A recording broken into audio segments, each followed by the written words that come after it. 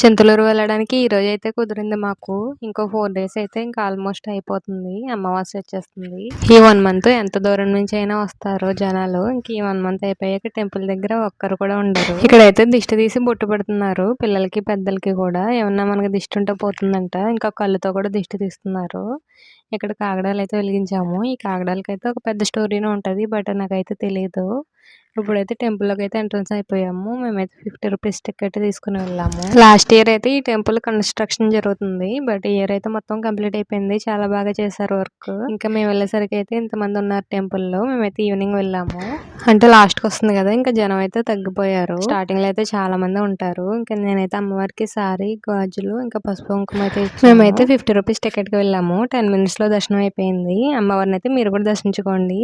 Temple నుంచి బయటకు వచ్చిన తర్వాత పులిహోర అయితే తీసుకుని తిన్నాము.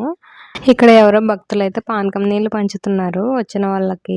సో పానకం కూడా తీసుకుని ఒక గ్లాస్ అయితే తాగేస్తాము. అలా టెంపుల్ నుంచి బయటకు వచ్చిన తర్వాత ఇక్కడ ఎగ్జిబిషన్ అయితే ఉంటది. సేమ్ ఎగ్జిబిషన్ లో ఉన్న ఐటమ్స్ అన్ని, కానీ ఎగ్జిబిషన్ లో ఉన్నంత కాస్ట్ ఏమి ఉండవు. అన్ని చాలా రీజనబుల్ గా ఉంటాయి ప్రైజెస్.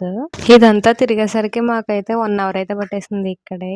ప్రతి సంవత్సరం మీలో ఎంతమంది చింతలూరు టెంపుల్ ని విజిట్ చేస్తారో కామెంట్ చేయండి. నేనైతే పెళ్లికి ముందు అయితే కాండ్రకోట వెళ్ళేదాన్ని. ఇంకా పెళ్ళైన దగ్గర నుంచి చింతలూరు అయితే వస్తాము. చింతలూరు దగ్గరగా ఉంటది మాకు. జనం తక్కువగా ఉండటం వల్ల ఇవన్నీ ఖాళీగా ఉన్నాయి. కొలంబస్ అయితే ఒకే ఒక అమ్మాయి ఎక్కింది అంతే. ఇంకా వీడియో నచ్చితే ప్లీజ్ లైక్ చేయండి. మన ఛానల్ని కొత్తగా ఎవరైనా చూస్తే ప్లీజ్ సబ్స్క్రైబ్ చేసుకుని సపోర్ట్ చేయండి.